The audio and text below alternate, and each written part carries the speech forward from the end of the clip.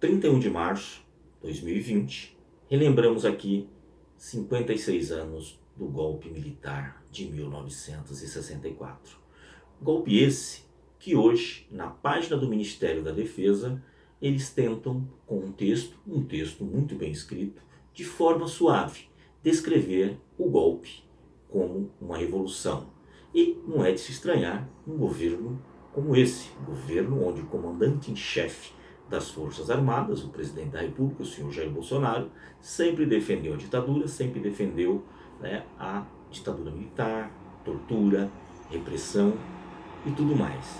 Mas o que mais dói é que as pessoas que escreveram esse texto, um texto muito bem escrito por sinal, mas que falseia, que distorce a verdade, que distorce a história, são pessoas que à época do golpe militar eram ainda crianças, pois entraram no exército nos anos 70. E sabem dessa história, do jeito que escreveram no site do Ministério da Defesa, pelos golpistas, generais anteriores a eles. E hoje eles ocupam postos de destaque nas Forças Armadas. E souberam disso por informações mentirosas. Por isso devemos repensar também a formação dos nossos militares, que hoje são formados nas escolas, na chamada Escola das Américas, de orientação norte-americana, estadunidense. Sem problemas, eu acho que nós temos que ser bem generalistas. E qual o problema da gente fazer na Escola das Américas e também na escola russa, e também na escola europeia, e também na escola chinesa? Seria muito bom para os nossos militares uma formação ampliada, generalista, eclética, para que não tenha só uma visão de mundo que os Estados Unidos tentam impor a nós. Então, diante desse fato, gostaria de relembrar algumas coisas, porque muita gente, em especial os seguidores do atual presidente da República, acreditam que na época da ditadura a vida no Brasil era muito melhor, que a ditadura fez de fato uma revolução no Brasil. Então, vamos aos números.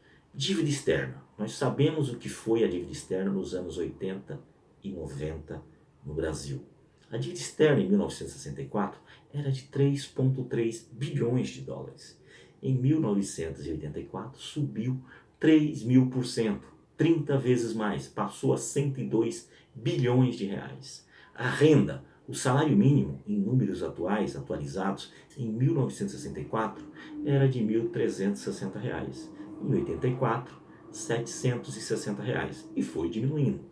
Só passou a recuperar o seu valor de compra no governo Lula com um acordo entre as centrais sindicais, a proposta de recuperação do salário mínimo que Bolsonaro já não segue.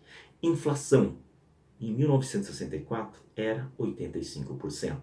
Era muito comum inflação alta naquela época.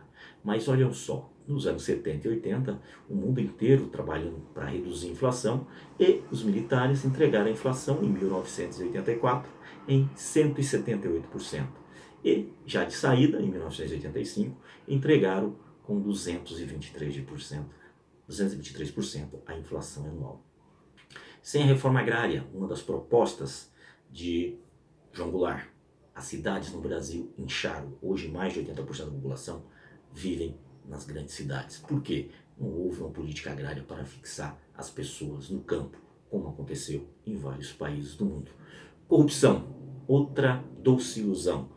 Dizem que na ditadura não havia corrupção. Na verdade, não havia como falar sobre corrupção, não havia como denunciar, pois até músicas, os cantores de MPB brasileiros cantavam em código para que suas músicas fossem aprovadas. A ditadura tinha um censor que não permitia que se cantasse determinadas músicas.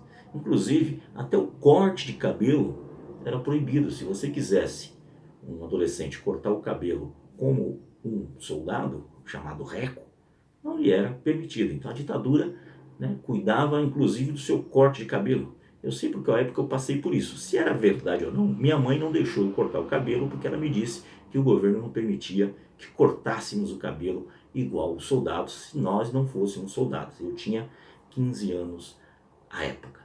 Se você quer saber mais sobre corrupção na ditadura militar, eu recomendo 2 livros. Um livro de Pedreira Campos chamado Estranhas Catedrais e um livro de Carlos Assis chamado A Chave do Tesouro. Se você quiser só fazer um teste, procure sobre caso Web Rio Sul nessas ferramentas de busca da internet. Você verá que haviam muitos casos de corrupção. Então, doce ilusão. Nenhum tipo de democracia pode ser vencida por uma ditadura. A democracia tem seus defeitos, mas é o melhor modelo de governo, é o melhor modelo para a população. O Brasil ainda precisa crescer muito, precisa amadurecer muito a democracia, porque somos uma jovem democracia. Precisamos melhorar a democracia nos meios de comunicação, que os meios de comunicação não sejam meios de manipulação, que nos locais de trabalho os trabalhadores possam eleger representantes para de fato representá-los, como acontece na Alemanha, nos Estados Unidos, na Europa como um todo. Temos muito que avançar e não podemos acreditar nessas histórias que a ditadura era melhor. Nenhum tipo de ditadura é melhor, nenhum regime totalitário é melhor que a democracia de fato.